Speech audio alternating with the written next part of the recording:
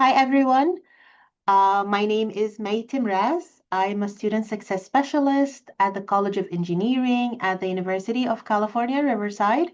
I'm an electrical engineer with an MBA. I'm a Fulbright scholar, and I'm also the recipient of the Anita Berg Award in 2015. Today, I will be talking about engineering your career path through research and why you should start as soon as possible. So let us get started. On a daily basis, sometimes, as I'm supporting undergrad students engage in research, I hear the following. I hear students telling me I need to know everything before I start, or that I must wait until I'm a senior, or that research will impact my GPA negatively, or that research is only for students who are pursuing a career path. And this is far from the truth. Research is about learning what you don't know. As an undergrad, you bring fresh ideas and energies to the lab. It will also help make you a better engineer because you will be engaged in a lot of hands-on projects. And finally, for transfer students specifically, but for everyone else as well, you need to start as soon as you can. Another thing that I hear from students is that faculty only want students who have been here since freshman year. So transfers excludes themselves immediately. And this is also far from the reality. In reality, faculty value that technical grid. Transfer and first-gen students are resilient, are able to navigate complex and tough situations and work under pressure. And this is the lab environment, right? A lot of stress, a lot of under pressure work. So your background is something unique that will make you stand out and make you more desirable to the lab PIs rather than be a barrier. So to say this again, some of the stuff that you might see as a barrier is actually your advantage. Transfer and first-gen students have high resilience. They have the ability to navigate complex situation and solve problems under pressure. You had to navigate your path from your community college to your 4 years college. You had to navigate the path of the education system sometimes without additional support. And all of those are skills that are really valuable in a lab and research situation. Lab is not just about calculations and experiments, it's more about troubleshooting and working under stress and pressure and being able to navigate those situations. So your skills here are your advantage and not your barrier. So you need to change your mindset and start viewing them as advantages. And why you should start early. Everyone should start pursuing and looking for research opportunities as soon as possible because, first, as an engineer, it's going to help you find your passion. It's going to help you find the field that you're excited about. It's going to help you gain a massive career advantage. It's tough times here, and being able to find a job after graduating is not as easy as it used to be. So you need to be able to gain as much advantage as you can. It's going to help you build your network with people within your lab, your mentor, your PI, your professor, any other grad students and postdocs in the lab. But it's also going to help you connect with researchers when you're presenting at a conference or a symposium. So it's going to be one of those opportunities to help you expand that network. It's going to help you develop critical skills. Some of those skills can only be obtained in the lab. Problem solving, public speaking, presenting, technical communication, being able to present difficult concepts and difficult engineering concepts to the general public or non-technical audiences, a lot of technical skills and a lot of soft skills as well. And it's going to be a test drive for grad school, right? So if you thought that you want to pursue grad school after finishing your bachelor's degree, this would be an opportunity for you to see if this is for you or not, because this is going to be your lifestyle. So why not see how you like it before fully committing to it. So let's take it one step, step by step. First, discovery. You need to know what is available. You need to know what research your college is doing, what research your faculty departments are doing. And always keep in mind you're not limited to your department.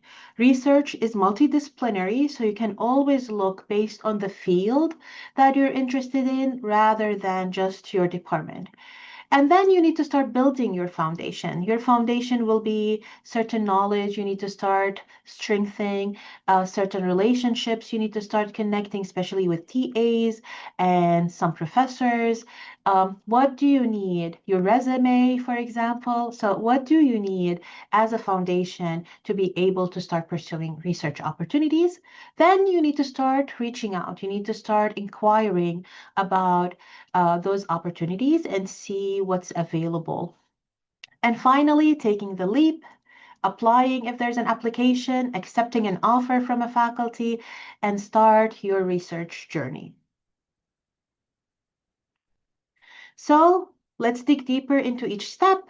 First, discovery. You need to start reading widely. A lot of those research are posted on those faculties' websites, on your department's website. It's also shared in newsletters when there's big achievements or awards that are given away. You need to start attending some seminars or talks that are hosted by those faculty when they share what they're working on and their research, because this is going to be one of the ways that you will learn what's going on and what type of research is happening on your campus. And it's also going to encourage you to start asking yourself, is this something that I'm excited about? Is this something that I really look to learn more about and engage in? Or is this something that, you know I don't like? So it's going to really help you figure out what field you're more interested in and what field you really want to dig deeper into and explore. And then you need to start building that foundation, right? Getting a high GPA is nice, but it's not everything, right? You need to focus more on understanding certain topics rather than just getting the high GPA in a test, a high score in a test, or the high GPA for in general. You need to start going to office hours. Going to office hours is a way for you to build relationships and connections with TAs and professors, because this will be something that you can either go back and ask them for a recommendation letter, or that professor could be the person that offers you to join their lab. It's all important and it's all going to be beneficial at the end. And forming study groups, learning in groups is something that will help you better learn the concepts that you're having difficulty understanding, and this is something that is really key in research, but at the same time, you might be able to engage in something through one of your peers, because this is going to be a way for you to start building those relationships.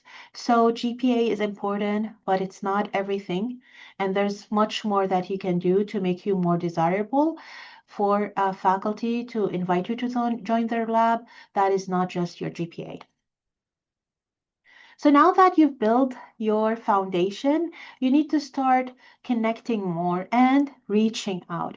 So as we mentioned, building those connections with a TA, a graduate student, your peers, and being involved with student orgs is going to be something that really give you that exposure that you will need. You will be aware of opportunities. You can ask for a referral because you already have those connections. It will also going to be maybe an opportunity for you to reach out and request a recommendation letter if it's something that is required for an application you're submitting. Talking to TAs and grad students will be valuable because this is their day to day and they might give you a lot of good insights about their work. It's also you're gonna have to do your homework, because the last thing that a faculty wants is for you to reach out with a cold email asking them to join their lab and that's it, right? You need to be thoughtful. You need to be uh, showing that you are really interested in their lab specifically. So you need to avoid the ask email. And that is like, hi, I'm a new transfer. I'm looking for a research opportunity. Do you have something? Can I join your lab? You can imagine how many emails like this a faculty would receive and why they might not respond to you. The aim or the inquiry email shows that you've done your homework. I read about your recent work on this topic. I was intriguing by this methodology that you used as a first gen or as a transfer student with a focus on this tool or this field. I would love to learn more about how I can contribute and how can I get involved. Do you have some time for us to meet and talk more about the possibility of me joining your lab? You see the difference? You need to show that you've put in a little bit of work before reaching out, and that can play a huge role, right? Because this is the first impression you're leaving.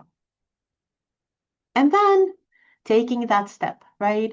If there's an application, you need to make sure that you read the requirements, you're aware of the due date, you have all the documents, you've reached out and asked all the questions you have so that you're ready to apply before the deadline. If it's just a direct connection between you and the faculty, you need to make sure that you're also presenting yourself in a way that makes you attractive to the faculty and makes you someone that they want you to join their lab. And then take the leap and start your research journey. And again, once you start your research journey, you need to start thinking more as a scholar rather than just a student, right? It's something that you've built through evidence. It's something that you've worked on. So you need to own it. You need to stop referring to yourself as I'm just a student, but more of I'm an engineering scholar or I'm an engineer investigating this specific topic. When you own your seat in the lab, it's going to transition the way you think, your mindset, and it's going to transition you from someone following instruction to someone who's creating and engaging in new knowledge. So there's multiple ways for you to consider joining research. You're not limited to just one way, right? You can volunteer. You're always volunteer to join a lab and contribute a few hours a week. You can also work for credit. A lot of engineering majors offer courses, elective research courses, where you can join a lab and get credit at the end. You can get paid positions. A lot of labs have funding to be able to support you and pay for undergrad research students. Or you can join summer research programs. Those are fun. One of my favorite.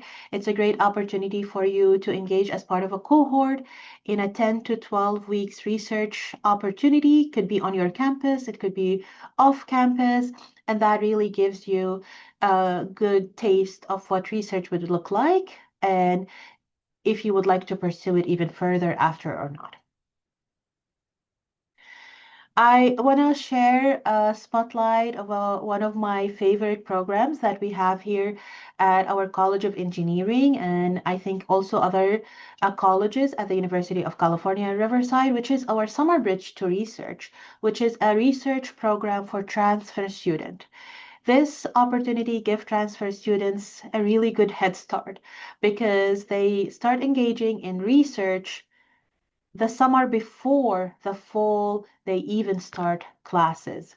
It's a 10-week program full time, and it gives them the taste of like, okay, what it's like to be engaged in hands-on research experience before even take the first class. They get familiar with campus before they even start, and because they only have between 2 to 3 years um, to complete their degree, this really gives that head start that they need to be ahead and succeed. It gives that financial support so you don't have to worry about how to sustain yourself during that summer and only focus on research. And it starts helping you build that community, build connections with peers that might end up being your best friends during your time here, and really help you transition into a student.